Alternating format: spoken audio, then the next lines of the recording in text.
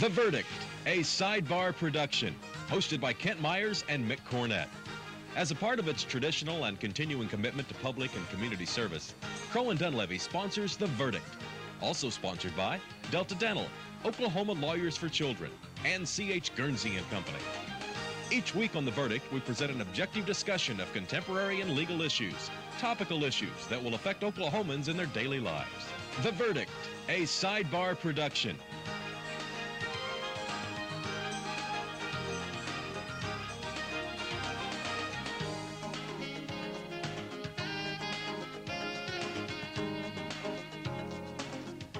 And welcome once again to The Verdict. I'm Mick Cornett, and I am joined as always by one of Oklahoma's top legal experts, Kent Myers. And Kent, another special guest today for today's show. Yes, tell our viewers we have Roy Williams on the show. It is not Roy Williams. Which one would that be? It is not the Dallas Cowboy, that's right, nor the coach of the University of North Carolina, but it's Oklahoma City's own Roy Williams. And we will be talking about a subject of economic development. Economic development is something we have heard on this show from our guests over and over again about it being the solution to many of the economic woes Oklahoma and the nation is experiencing at the present time. But what we have not heard until today is who does economic development, how is it done, what does it really mean, and how long does it take? Is it a concept, or is it something you can grab onto? Yeah, well, everybody talks about it as a concept. Today we're going to find out how it's really done and what is done daily to bring it about.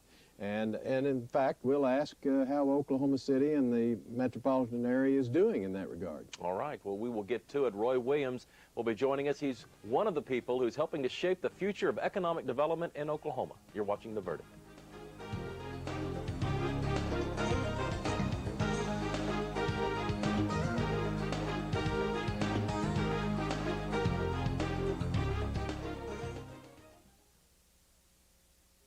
That chair right over.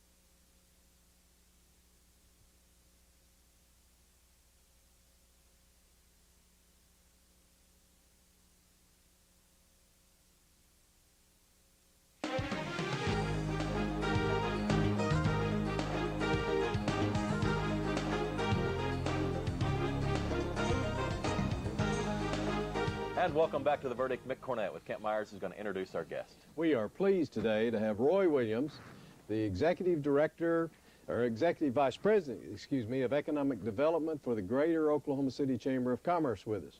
Roy was raised in Texas. He was educated at Texas Lutheran University, the University of Colorado, and Texas Christian University. He's been involved in economic development in Oklahoma, Texas, Arizona, and Ohio. He's been a small business owner, and since August of 2002 has been in Oklahoma City trying to get economic development up and running for the Greater Oklahoma City Chamber of Commerce. Roy, thank you for joining us today on The Verdict. Thank you. It's a pleasure being here.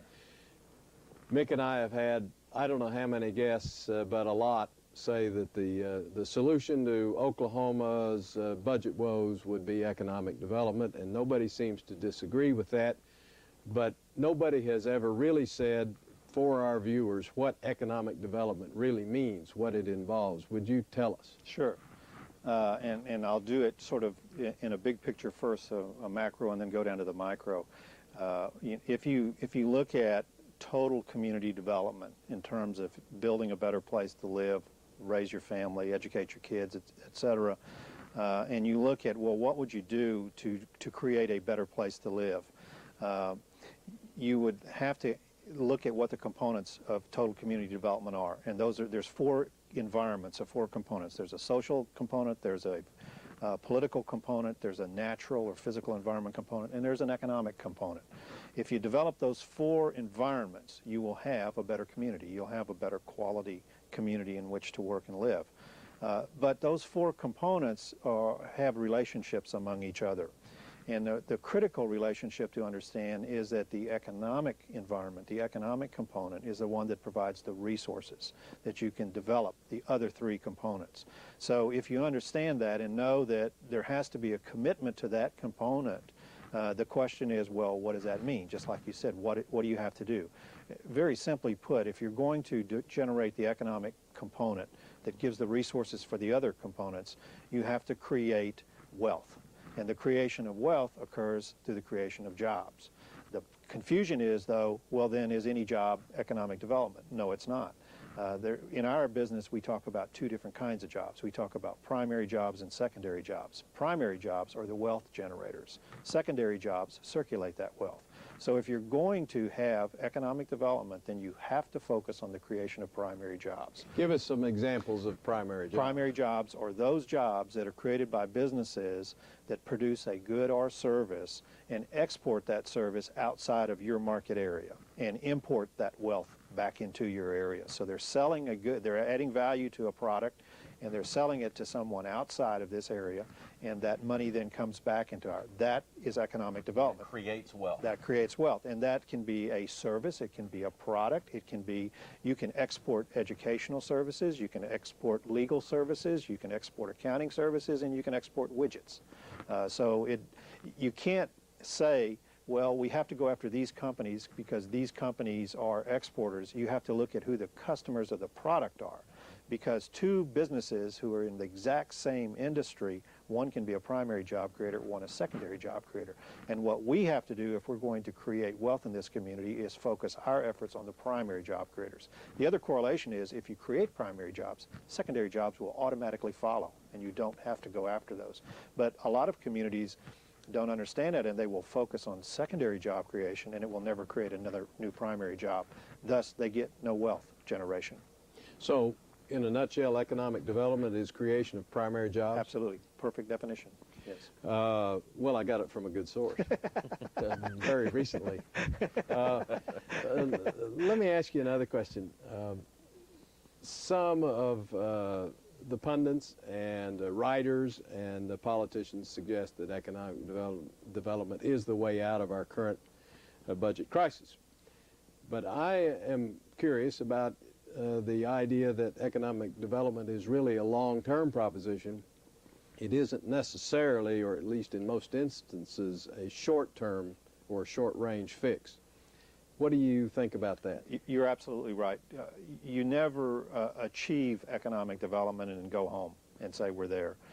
It is a continuing process because the economy continually change. And we see that now more pronounced than anything. We're communities who are very narrowly built around certain kinds of companies who are now having problems.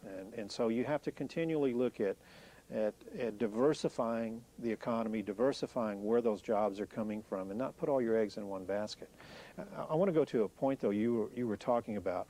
A lot of times we confuse economic growth with government revenues. Mm-hmm. And those are really two different things, because you can enhance tax revenues by changing the tax rate. Mm-hmm. You can also enhance tax revenues by broadening the tax base.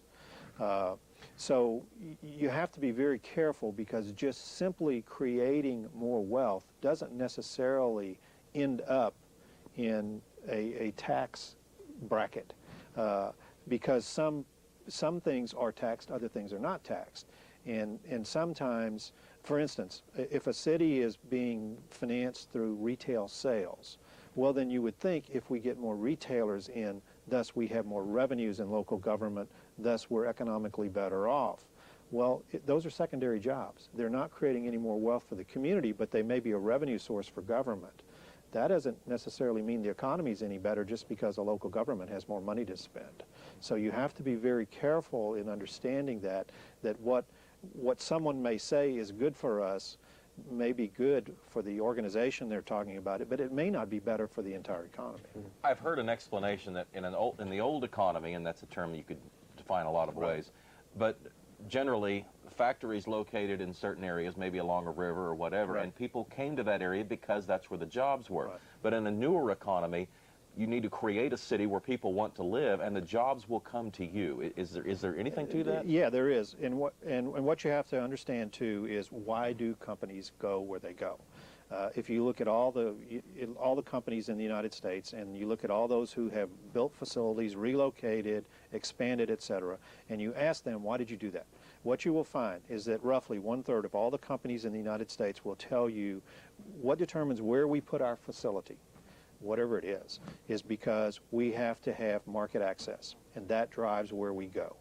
Another third will say, that's not important to us. What's important is workforce and the availability and the quality and the productivity of the workforce. That determines where we go.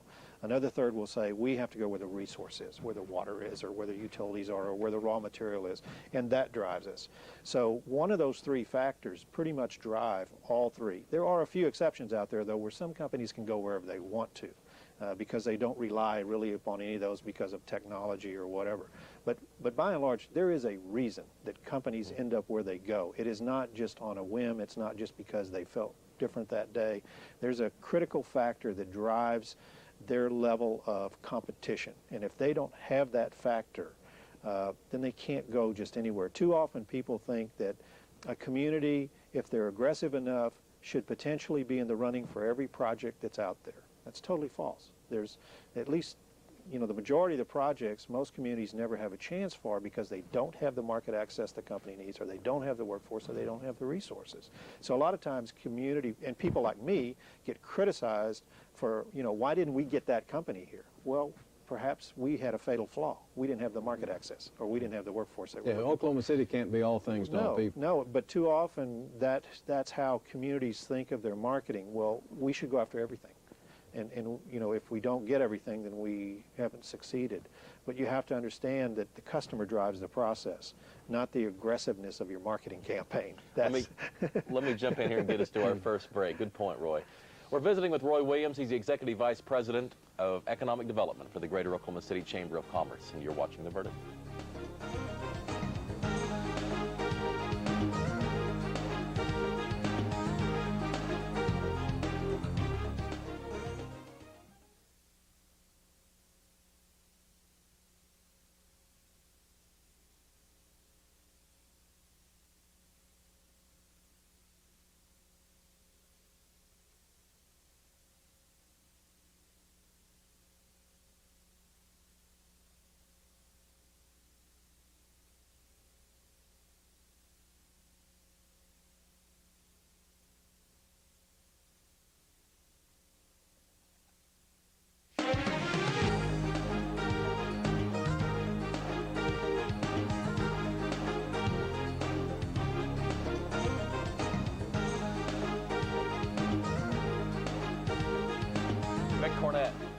And Roy Williams back on The Verdict. Mr. Williams is the Executive Vice President of Economic Development for the Greater Oklahoma City Chamber of Commerce. Kent, what's next? Well, you just said it. Roy, you're with the Greater Oklahoma City Chamber of Commerce. Correct. Why is the word greater in there? What does that imply? It is to signify to our customers and our clients there that we truly are a resource for the region, as opposed to just the definition of a city limits by Oklahoma City. And the importance of that is that when companies begin their initial search for a site, they look at regions. They first start out looking at regions. And so they want to know that there's an organization that they can go to get that information.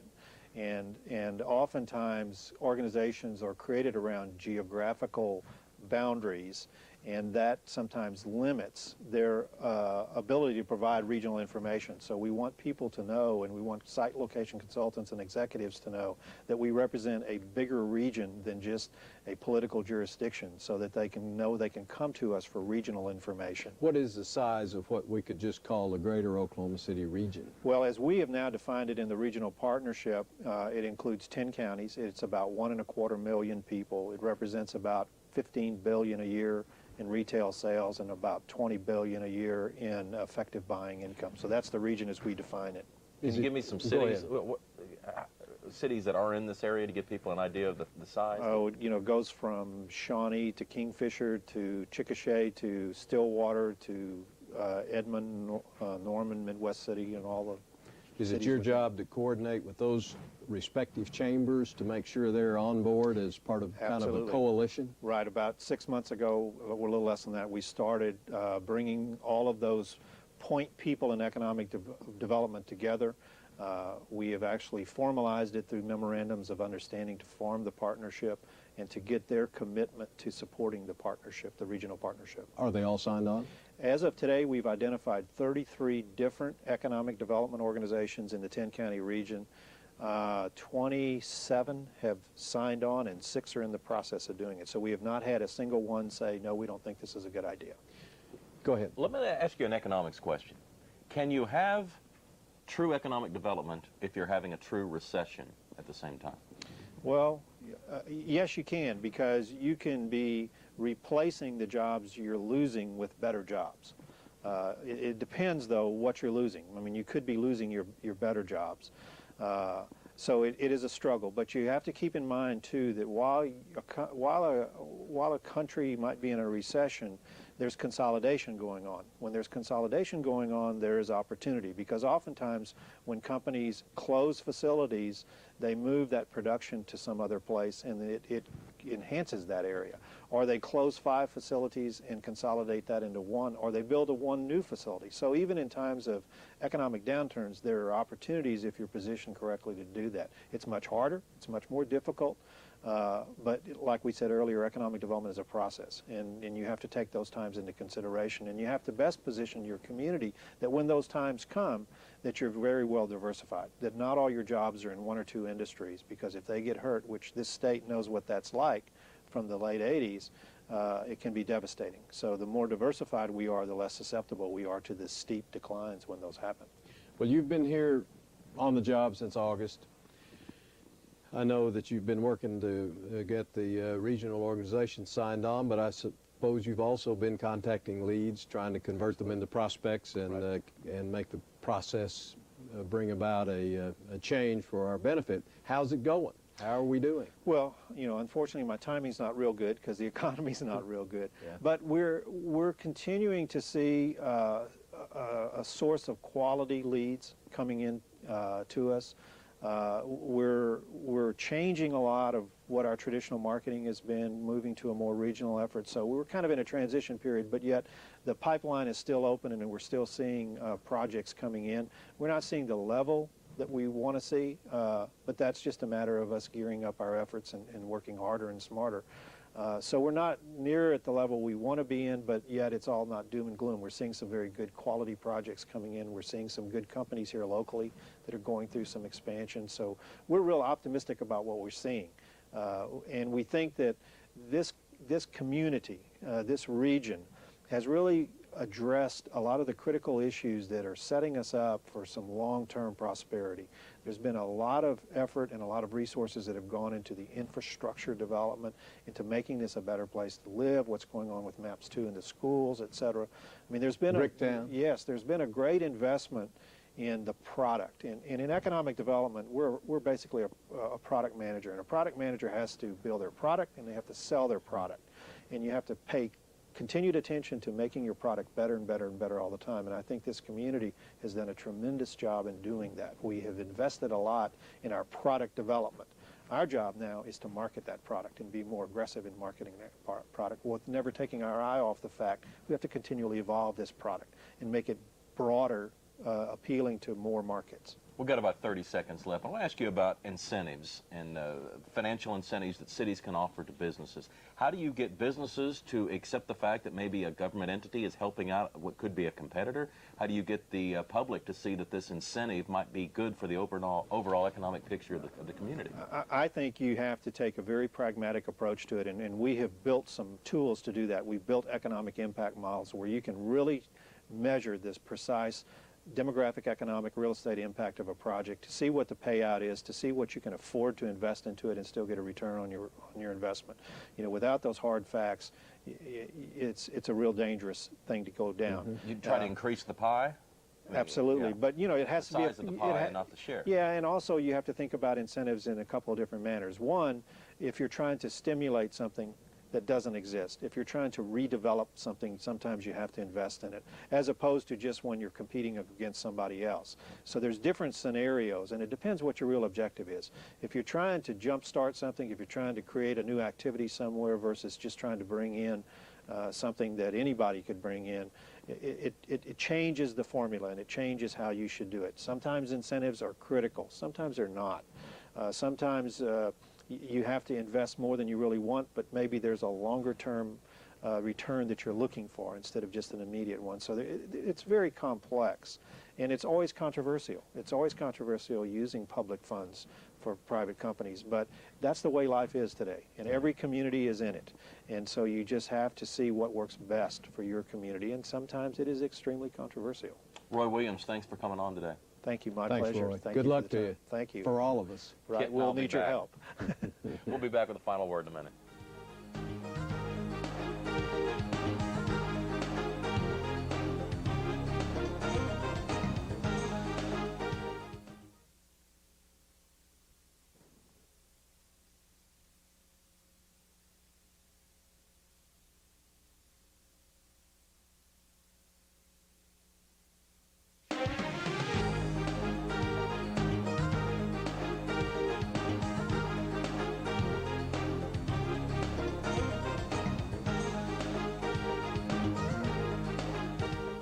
We are back, Mick Cornett with Kent Myers, to wrap up another edition of The Verdict. Roy Williams, quite an impressive fellow. He obviously knows what he's doing, and economic development has done it for years, and I think we'll see some real tangible results over an appropriate time period of his efforts. I think we're fortunate to have him here in Oklahoma City. Indeed. I want to change the subject just briefly.